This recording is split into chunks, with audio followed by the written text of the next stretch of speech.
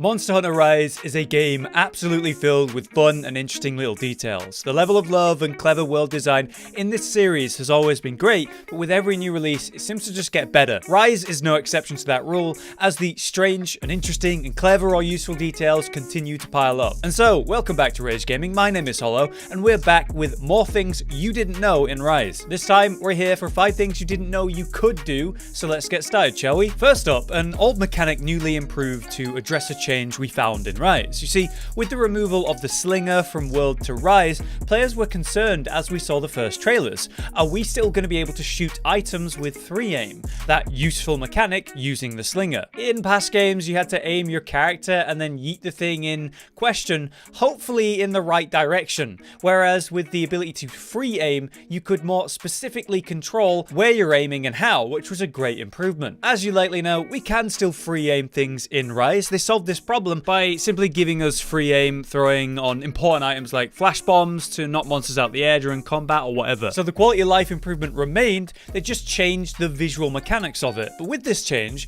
came the unexpected and very nice improvement to many items. So instead of just things like flash pods being important and working in this way, now we can throw lots of things and all freely aim it too. Examples of these would be the trank bombs when looking to capture a monster. Instead of neutrally throwing them on the ground to generate a cloud and hope that cloud hits the monster, or maybe wait until it's stunned to do so, we can now just aim and throw these trank bombs directly, which feels great. But this isn't the only bomb you can throw. Take the smallest barrel bombs. Sure, you can place these on the ground for a timed explosion like in the past, which certainly has its uses for setting up counters, but you can also throw these for on-impact explosions like throwing little grenades, which is pretty good damage to spam out on a monster, or to troll your friends by knocking them over. This works with bigger barrel bombs too. You can throw them. If you send them directly below you as you try to use them while in the air, you'll drop them like a basil bomb or something, which is a great way to trigger bombs you placed already. Maybe you're out there trying to gather some materials or just do something uninterrupted and some monster keeps getting in your way. Well, dung bombs have always been a great way to get rid of those monsters, but now we literally can throw poo like some sort of ape. It's quite gross. Maybe the pods were the more hygienic option on this one. And this type of improvement just locks your character down to do certain interactions or make use of certain items a lot less. It feels a lot more free, and I mean, that is how Rise feels compared to the other games. Free. These are just some examples of the throwables now in Rise anyway. If it's some form of bomb, you should be able to do this, like say a poison or sonic bomb. But if you know about any other interesting throwables, let me know. Speaking of throwing things everywhere though, for number 2, you might have been wondering why I hadn't mentioned the all-powerful throwing kunai. That's because they have their own section. There's a lot we could say about kunai in Rise because they're incredible and honestly pretty slept on by the player base. They're insanely useful and provide lots of different ways to interact with the world. And in Rise, they literally give you an unlimited amount to use, which is absolutely wild. Not only does it look and feel cool to throw kunai, but you can throw them at serious speed,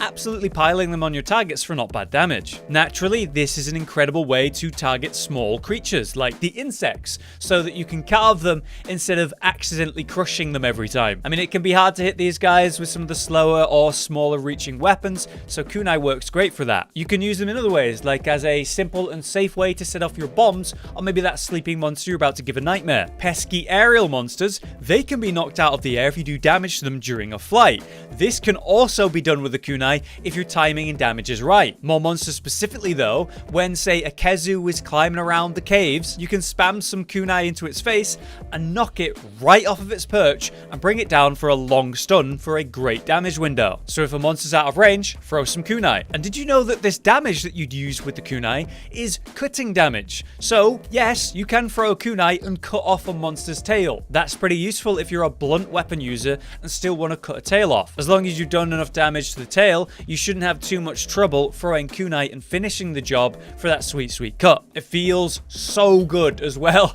to throw a kunai and cut off a big monster tail. And what about the various lizards that you can get ores from? Did you know that instead of just kicking one and then getting a single drop, you can get triple your drops by throwing kunai at it? Yeah, you can do that. So those are just a few reasons why I say kunai are so good in Rise, so useful, and still pretty slept on. Let me know if you know any other interesting benefits of the kunai. I'm always looking for more ways to use them. Moving on to our third thing you can do in Rise, did you know that there's a secret NPC in the village?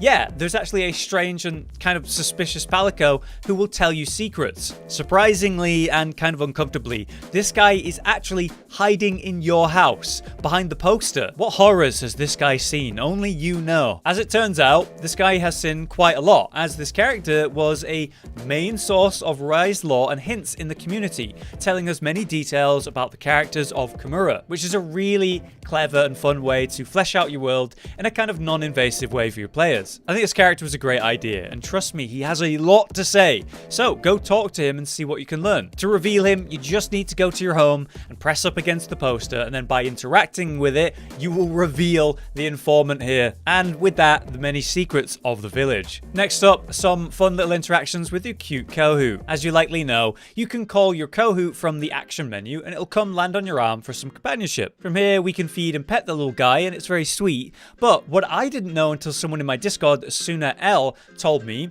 is that there's unique interactions with the Kohu in different parts of the village. If you point and aim your Kohu like you would maybe a throwable item, you can select areas for your Kohu to fly to, and this way you'll see some different and special interactions. From your house, you can have it perch around the shops in the house itself, or you could bring it to the village quest giver and let it watch over her, or more likely, scope out the dango they might be eating. If you spot the Kohu that's sitting near Fugan, you can have your Kohu go say hello. This interaction is very sweet since the two seem very fond of one another and do nuzzle each other. You can bring the Kohu to the benches near the dango store and sit with it and give it some real attention, or let it take its place on the benches for maybe a more comfortable rest. Hilariously, you could bring it to the ninja who overwatches the docks, and it'll have a bit of a disagreement over who watches over the village. I don't think the ninja won this one. Lastly, down at the docks, we can also send the Kohu to harass this poor palico who's just trying to work. You know, maybe our Kohu is more of a menace than we first thought. Anyway, these are just some of the interactions I've seen in the main corridor of the village. Maybe you can find some other ones. But moving on, and last up on this list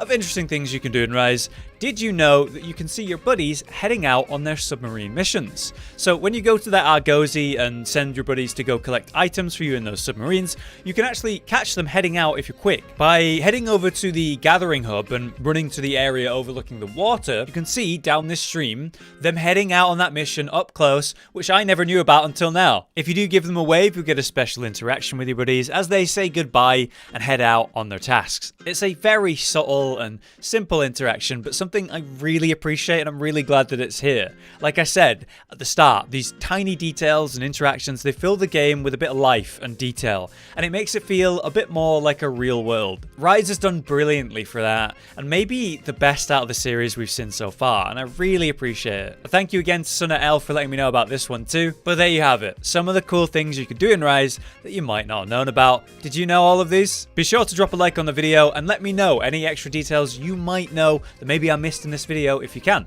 Maybe I'll make another one. I really like making these more detail focused videos, so yeah, if you have any ideas for other topics to focus, drop a comment or maybe even message me on Discord. A few people did that after my last video, and it has actually helped me make this one, so thank you guys. Until next time though, I've been Hollow, you've been you, and thank you for watching. Josh, Cotton, and Hollow with the videos, dropping the humor like a hammer on your tippy toes, bringing entertainment on a daily arrangement to take our insanity and turn it into entertainment. Yes, I said entertainment twice, to reiterate that it is nice to look into your faces on a mostly daily basis when you let us in your homes to make the whole world a stage.